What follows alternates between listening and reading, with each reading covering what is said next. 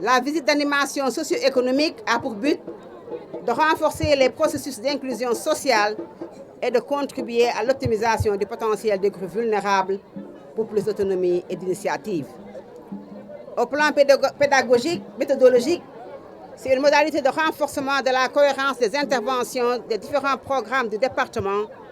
en vue de produire des impacts substantiels et durables dans les territoires d'intervention. L'étape de Mbirkilane que nous réalisons en ce moment adresse dans ses articulations deux composantes complémentaires, l'enfant et la femme. Nous venons en effet de poser la première pierre d'une case des tout-petits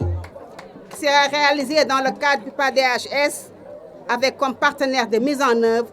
l'Agence nationale de la petite enfance et de la case des tout-petits. D'un montant de 50 millions de francs CFA pour la réalisation et l'équipement, l'infrastructure d'un modèle amélioré sera bâtie sur une surface de 428 m² et comprendra 3 salles pédagogiques pouvant accueillir 90 enfants âgés de 0 à 5 ans et une salle polyvalente d'une capacité de 30 enfants âgés de 0 à 3 ans pour des activités d'éveil et de stimulation précoce. Dédiée au couple mère-enfant, la case sera un cadre de développement d'activités de santé nutrition, d'éducation parentale et d'activités utilitaires pour la communauté, en plus de renforcement des capacités des éducateurs et animateurs. Les autres localités de la région, sélectionnées suivant l'indice de développement humain,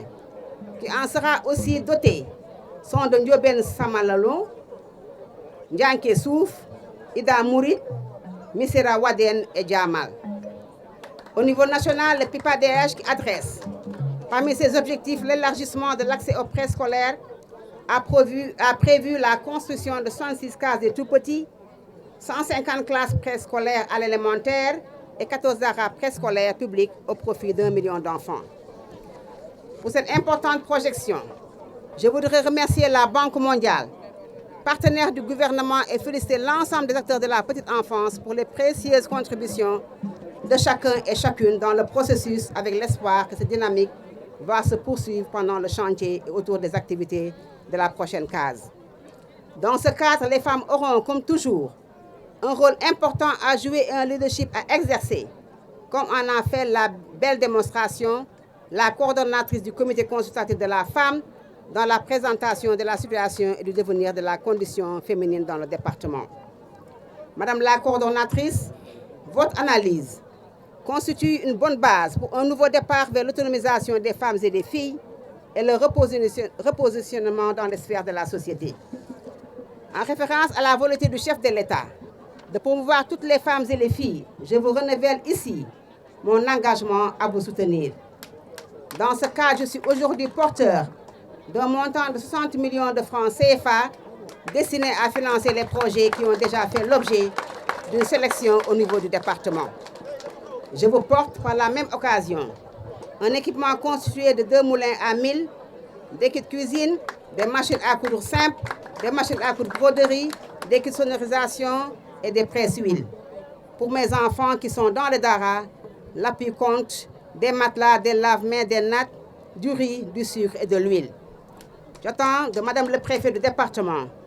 une proposition de répartition partant des priorités et des besoins identifiés en collaboration avec les acteurs du département. Je félicite l'ensemble des femmes et des jeunes bénéficiaires de ces financements ainsi que des équipements et vous invite également à une gestion judicieuse et rationnelle des ressources. Au reste, je ne doute point que ce défi sera relevé tant au niveau individuel que collectif, connaissant le dynamisme, l'engagement et l'esprit de sacrifice caractérisé des femmes du Saloum. C'est justement à ce prix que 2 générations de femmes pourront bénéficier d'opportunités de financement pour se lancer et élargir la base de transformation devant éradiquer toutes les formes de discrimination basées sur le genre. On a 8 mois donc pour réaliser donc les travaux de la case des tout-petits de Birkelane, comme 6 autres cases donc dans la région de Kaffrine. Effectivement, donc les travaux consistent donc à faire donc le gros œuvre et le second œuvre. Le gros œuvre donc qui concerne donc la fondation, l'élévation plus la charpente, Et ensuite donc le second œuvre donc qui consiste donc tous travaux donc de finition, menuiserie métallique, électricité, plomberie. Et aussi donc le troisième volet donc de ces travaux donc c'est l'aménagement, n'est-ce pas, avec le pavage donc et l'espace vert. En gros donc c'est ça, plus donc le mur de clôture. Bon, la particularité c'est que les anciennes cases donc c'était juste donc une structure qui accueillait donc les enfants, mais donc avec donc ce nouveau modèle, on dispose donc de 3 salles de classe. Et avec donc ces 3 salles de classe, donc on a donc les 3 niveaux dont on aura besoin donc pour la petite enfance, à savoir donc la petite section, la moyenne section et la grande section. Maintenant, on a une cerise donc sur le gâteau qui fait que donc il y a aussi une salle polyvalente qui peut accueillir donc toutes sortes de rencontres donc au niveau de la case, plus aussi donc un bloc toilette donc pour les enfants, un bloc toilette donc pour les enseignants et aussi donc un bureau donc pour l'administratif de la case et éventuellement donc un local gardien, plus donc une cuisine et enfin, éventuellement donc pour conserver donc les goûters des enfants.